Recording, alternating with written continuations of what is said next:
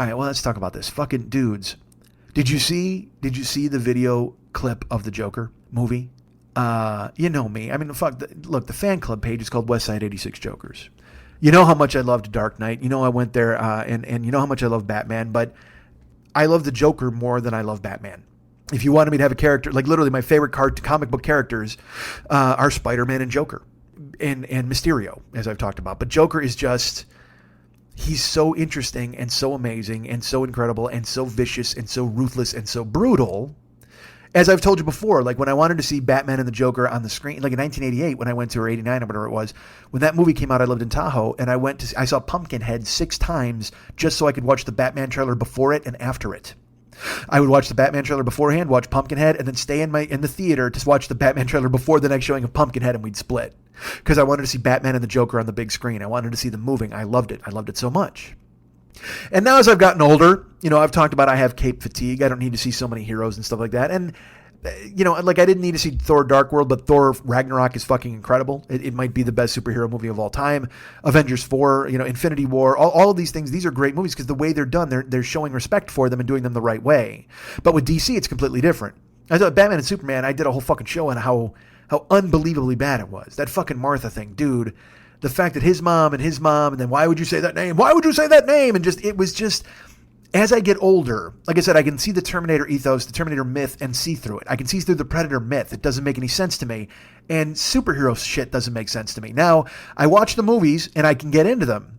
But also my brain, because I'm a critical thinking person, I can actually look at it and go, hey, who's cleaning up all this shit?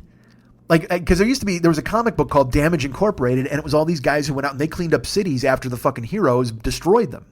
Like when I saw Superman, Man of Steel, and General Zod comes to Earth, and then, like I said, Superman kills General Zod. Spoiler alert. And you're watching it, you're like, Superman doesn't kill dudes. In Batman vs. Superman, Batman's shooting bullets and killing dudes. You're like, this isn't how they fucking handle it. And also, Batman is more, look, he's very physical. There's no doubt he's a fucking fighter, but he's also a detective. He figures shit out. And we don't get to see that side of him in basically any movie. Like the closest we got is in Dark Knight when he, coordinates all of the cell phones and shit in fucking Gotham City, and he becomes his own personal, TSA, and he fucking eavesdrops on everybody to find out where the Joker is. I'd love to see like a Batman movie that was a little slower paced, where he actually had to solve crimes and learn stuff, not just fucking punch a guy and hit him with a batarang, And that was why the Joker was such a fucking tremendous foil for him, because the Joker flew directly into the face of all logic. So Batman could try to figure out everything. Remember I just told you that if Olivia Munn, in any movie you go into, Olivia Munn can't run 30 miles an hour and beat your spaceship and then also doesn't have a GPS in her head. That's how Batman feels. He's got that rule that he applies to any and all crimes. You can solve things, you can figure things out, except the Joker. Because the Joker is never going to make it known what he's going to do in any real way. He'll tell you. He's not like the Riddler. The Riddler wants you to solve shit, so he'll give you clues all along the way. The Joker's just a fucking nut. You don't need a standalone Joker movie. You really don't. So I was kind of like, I know Scorsese's in it. If Scorsese was directing it, I would have been like, all right, I'm completely on board with this. But then when they said fucking Todd Phillips was doing it, I wasn't sure if I was interested. Because again, I'm so down on DC. Wonder Woman was good. I got no interest in fucking Aquaman. I don't give a fuck about Flash. I don't care about Cyborg. And even now they've dumped Henry Cavill, so they're getting a new Superman. They're dumping Affleck. They're getting a new Batman. So they're rebooting everything without ever having been good. But they've consistently had a Joker presence, and the worst thing that happened was when Ledger died, because he was so fucking good at it. But I will tell you this, Heath Ledger was such a tremendous actor. I don't know if he ever would have done another Joker movie. He didn't seem like the kind of guy you could go, we'll give you $50 million if you do this. Now look, $50 million is a lot of fucking money, and it buys a lot of fucking Olsen twins and pills. But at the same time, he might have been like, fuck this, man. I want to move on to the next challenge. Like fucking, what's his name? Nutbag, Shia LaBeouf. That dude, he's just bananas. I think you could offer him any amount of money to recreate another role that he had done once, and he'd just say no, because instead he wants to go film himself in a sleeping bag for 6 months in the Arctic. He's like that fucking banana head.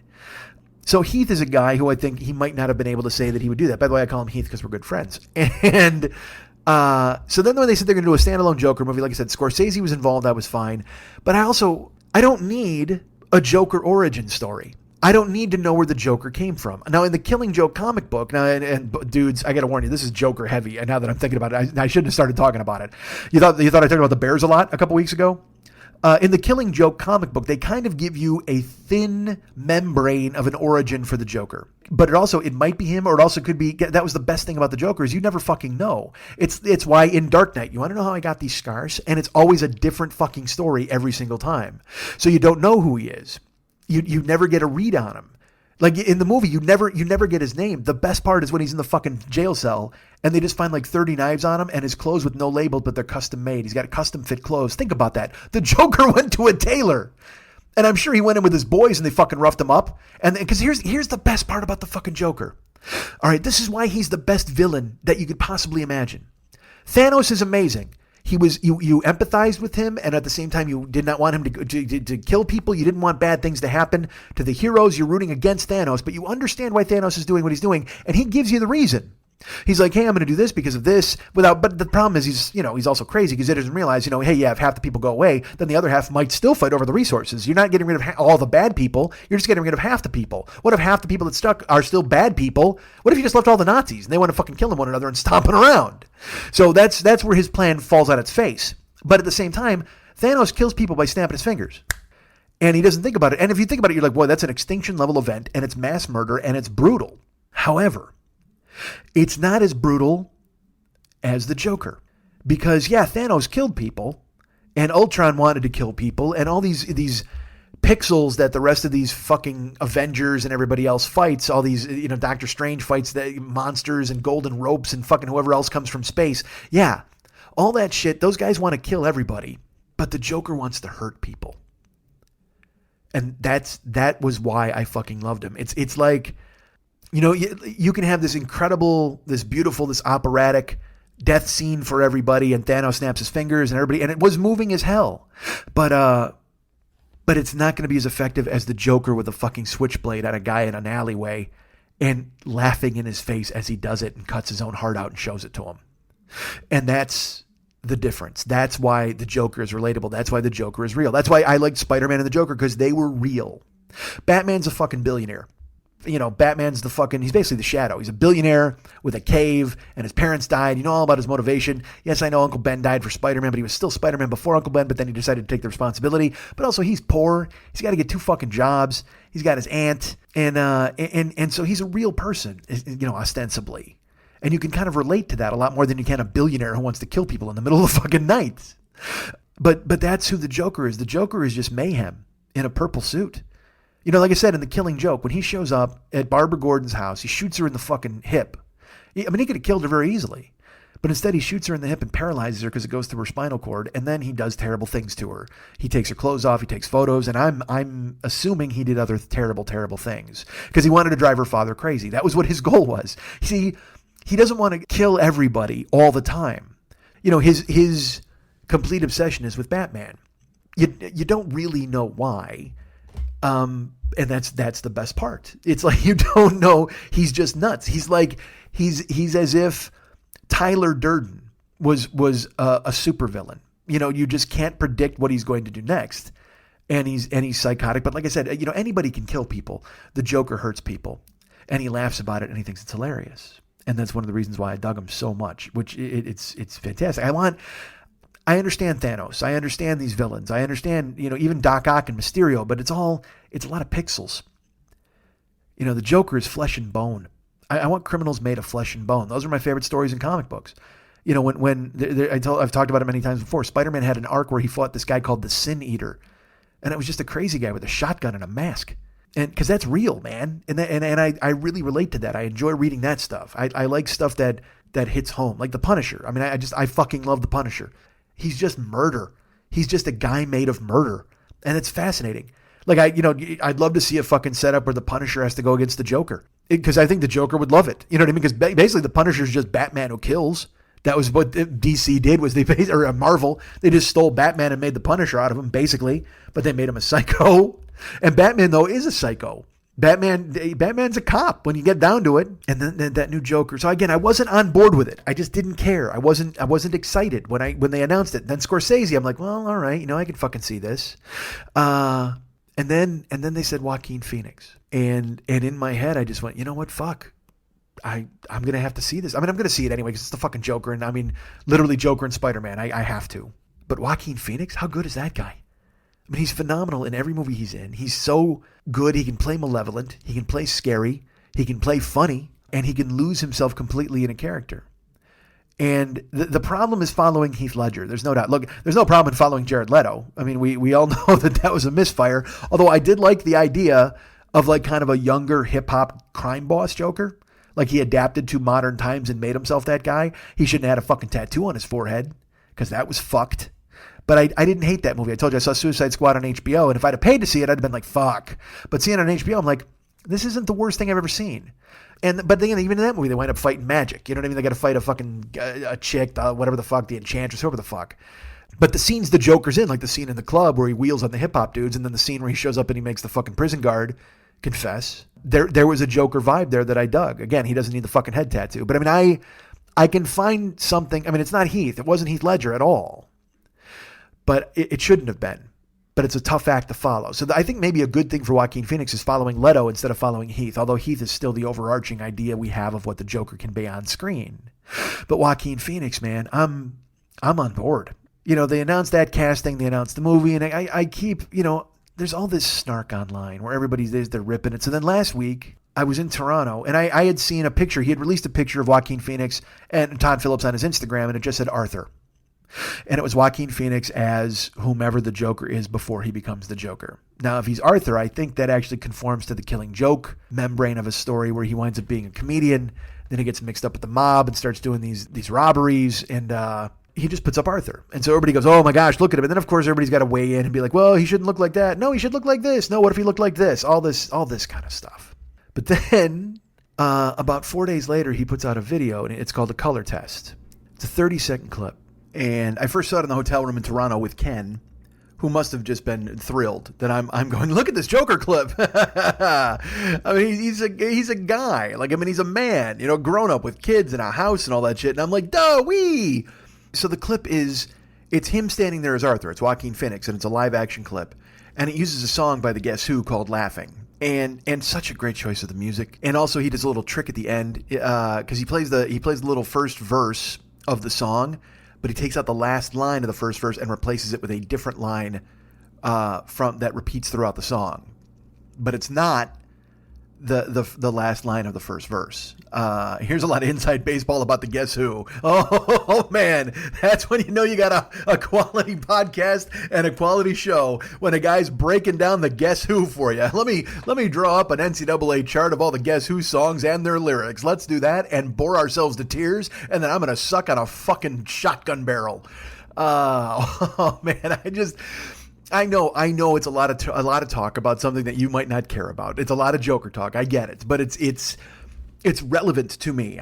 Because I must explain it to you. Because I'm obsessed. I've watched this clip 1,000 times, 1,000 fucking times. I watch it every day. I watch it. Sometimes I'll go to bed and I run on Instagram real quick and I go, hey, I should check that out before I go to sleep.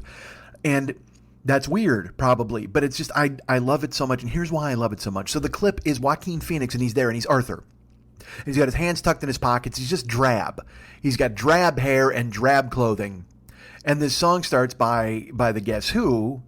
And the lyrics are, I should laugh, but I cry because your love has passed me by. You took me by surprise. And then the last line he says, I didn't realize that you were laughing. But that's, again, like I said, that's not the real. I won't give you the line because why should I? You don't care. So the song plays, and it's a real spare guitar track. And there's a clapboard, you know, like a whiteboard, and it just says Arthur, a color test. And then the song starts, and it says, you know, I should laugh, but I cry. But the whole time Arthur's standing there, and he's grim. He's just making a grim, normal, straight face. And they're superimposing the Joker over him in really fast snippets. Like in the beginning, it's almost imperceptible what it is. And as the 30 seconds goes by and the song goes by, the clips get to be a little bit longer and a little bit longer. The superimposition stays a little bit longer. So it's almost a millisecond at first. And then it stays for maybe half a second. Then it stays for a second. Then it stays for like 3 seconds. Then it closes out, and the superimposition of the Joker. And when I say the Joker, I mean it's Arthur. It's Joaquin Phoenix in full Joker makeup and full Joker costume. And he's clearly on a stage or something, and it seems that he's performing. But Arthur is standing there still, grim, with his hands in his pockets as this is superimposed over him. And the camera is getting closer and closer. So the music is playing, the camera's getting closer and closer. Arthur's just standing there while they superimpose the Joker over him. But if you watch, because again, you're trying to see the snippets of the Joker, so that's where your eye is drawn. But if you watch it and you watch Arthur, as the camera's getting closer, he's changing. He's starting to smile. As it gets closer and closer, the camera's getting in, it's pushing in on him. And the way I perceive that, because brace yourselves, have a seat. I took a mass media class once, all right? Here's the way I perceived it. As the camera's pushing in, it's getting closer on Arthur, and he starts smiling. The more the Joker is superimposed upon him, the longer the clip is. He's smiling till at the very end, he has a huge, broad smile on his face with the Joker superimposed over him. And then the last line, like I said, from the Guess Who is, it says, "You were laughing." And right when he says laughing, it switches. And Arthur is gone, and the Joker is there. And the Joker has a huge smile on his face. He's in full makeup and full Joker costume. So the Joker that had been superimposed on Arthur has now taken Arthur's place, and he has a huge grin. But then he does this barely perceptible move where he lifts his eyebrow really quickly. It's just this little arching of the eyebrow, and he exhales so deeply and he just, and then he makes a really straight, mean face back at camera. And again, brace yourselves, folks, because again, I took a class one time. But my perception of it, and what leads to my enjoyment of it, because, and isn't that the way it always should be? Shouldn't you just perceive art your way? The way I interpreted it was, in the beginning, he's Arthur. He's dreary, he's drab, he's nobody, and he knows it, and he can feel it. But within that 30 seconds, he emerges. A little at a time. Like I said, a millisecond, and then a second, and then 3 seconds. And the camera moving in is a metaphor for him getting closer to who he really is, who he is inside. Because you can see he's dressed in the drabbest colors. He's just beige. He's just a nobody. And the Joker is all makeup and kind of a muted. The suit is almost, I would say it's rust colored. I mean, it's not even purple. They didn't go for the purple. But by the time the switch happens and he's the Joker, he's got the green hair and he's got a huge grin and he's wearing the Joker's clothes. And I think as the camera's getting closer, it's because Arthur is getting closer to being exactly who he is. Arthur, it's a metaphor for in the movie when he's probably going to be, he's this nobody who then becomes a somebody by becoming the Joker. And he finds the true nature of who he is inside, and it's a psychopath, and he unleashes it on everybody. Because when that final shot hits, and he's got the huge smile as the Joker, the eyebrow goes up, almost arching in a way of finally, and then he exhales to go, this is it, this is me, this is who I am, and I finally got here. Whether it took 30 seconds or it's going to take 3 hours in the movie or however the fuck long it takes, his whole goddamn life throughout the movie, he becomes the Joker at the end, and he makes this huge grin, and then he just goes, he exhales, and then he makes this dead-eye fucking stare at the camera, and in my mind, that's just, all right, let's get to work. I've now found who I am. Now it's time I found my true calling. And looking at it in that scope, looking at it that way, I see it every time, and I see something new every time I watch the clip. Whether it's the vest, the color of the vest, or his teeth are a little off. I just love it so much, and I can't stop watching it. And now I want to see this fucking movie tomorrow. Because like I said, I didn't give a fuck. I don't care about a Joker origin story. I don't want to know the mystery. I don't want to know any of the stuff behind it. But seeing him unveiled, and certainly putting my spin on it and my interpretation, it made me really, really want to see the movie. And online, everybody is savaging it. I mean, they just, this sucks, this fucking sucks, Heath's better, Heath Ledger, you'll never top Heath Ledger, why the fuck are they doing this, such a mistake. And I read these things, and I shouldn't read them, I know it's poison, I've talked about it, social media, don't dive into it, it's poison. But what really bothered me in reading it is it's 30 seconds. It's 30 seconds of a project that won't even be out for a year. And you've already dismissed it out of hand. It sucks. It's terrible. It's so bad. It won't be as good as this. Hey, man, when Heath Ledger got the job, people fucking hated that choice. People can pretend they didn't, but people were like, what the fuck is this? Blah, blah, blah, blah. Like, people were upset and mad, and they weren't happy about it. But everybody has to fucking tear it apart. They all come swooping in, and they've all got their opinion. And again, it's on 30 fucking seconds. Now, granted, I love the thing in 30 seconds, so maybe I'm guilty of the same thing. But don't you remember liking stuff? Can you remember a time that you were excited for things, and you didn't immediately give it the jaundiced eye and look at it and go, well, that's not going to be good. And it's It's this thing we're conditioned to do now where we want to blunt any bad feelings or we want to avoid getting sucked into liking stuff because if it turns out to be bad, we can fucking go, well, I knew it was going to suck. I knew it was going to be bad. And that's just awful. You know, when I saw Dark Knight at the ArcLight, I told this story. When he takes the mask off in the bank, the people cheered. When he fucking left the room after talking to the mobsters where he had the coat full of grenades and he's like, and he kicks the door open and he walks out, fucking people stood up and went crazy because you were finally excited. You were like, oh my God, there's the fucking Joker. That's the Joker. That's him. I'm so fucking excited. You want to run around and do a somersault and high five your friends because the thing you've been waiting for is finally there. So I had to hear people bitching and they're moaning and they're yelling and they're fucking angry about the Joker and they're mad about the clip and they, I even talked to Mex about it. He doesn't like the makeup. He's like, nah, man, they had the chance to do something really different here. And he said when he saw Heath Ledger the first time, it blew him up. He was thinking to himself, holy fuck, this is a guy that's dangerous and different. And I can totally see that. I can absolutely see that.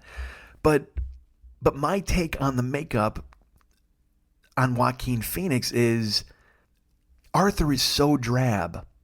Arthur is nothing. Arthur is an afterthought. He's the guy you bump into on the street. You might not even say, excuse me. You don't notice him. So, of course, he's going to choose the most garish clown makeup he possibly can. I mean, he hasn't gone straight psycho yet because this is the beginning of the Joker. He's maybe not as malevolent right from the jump. He's just learning how to express himself. And when he's learning how to express himself, he's going to pick the most colorful avenue that he possibly can. So, of course, he's going to make his face up to be like a completely garish clown, but also he's going to put too heavy on the mouth and too heavy on the lips. And then because he's not really in control of himself and he doesn't know what he's doing. It's like that line in Silence of the Lambs, the elaborate lies of a fledgling killer. You know what I mean? Like the elaborate makeup of a fledgling psychopath. That's how I look at Arthur putting on the Joker makeup. And because it's still normal. It's still within the realm of being a clown or whatever he envisioned himself as, but also he's got enough psychopath in him to where he can't do it right. And maybe he's so excited to come out of his shell and become that character, he can't put it on right. His hands shake. Children color outside of the lines. And Arthur, by becoming the Joker and making that decision to basically leave polite society, will always, from that moment on, color outside of the lines. And that's exactly reflected in his face makeup. And I can't stop watching the clip. I'm so excited. I wish October of 2019 was here already. I'm excited. Here's what I hope for. I hope it's because it's set in the 80s. I hope it's a 1980s fucking crime drama. I hope it's violent. I hope it's a hard R. Because like I said, I don't want Venom calling people turds. Venom calls a guy a turd. You're just like, see, now this is a concession for audiences. This is a way to make a few extra dollars to avoid a certain rating or to avoid that. I have to hope for the trailer, the turd was thrown in there and he calls him a fucking piece of shit or whatever the fuck he does. Because that's real. It's just real. It's tin-eared to hear them avoid obscenity in a way to try to make more money. And so I'm hoping for, you know what? I hope they make, I've often said that Dark Knight was The Departed, but Batman shows up. That's how I saw it. And with Scorsese's involvement here in the Joker, I want them to make Mean Streets and the Joker is De Niro character. I think it's Johnny Boy is who it is. But that's what I want. I want the Joker to be fucking Johnny Boy in Mean Streets. And I will pay you every fucking dime I have if you stay true to him being a psychopath, you stay true to him being a murderer, and you don't, and not just you stay true to him being a murderer, you stay true to him being a guy who hurts people. Not a mythical figure, not a fucking super villain, but a fledgling killer learning who he is and deciding how much he likes hurting people. That'd be fucking fantastic.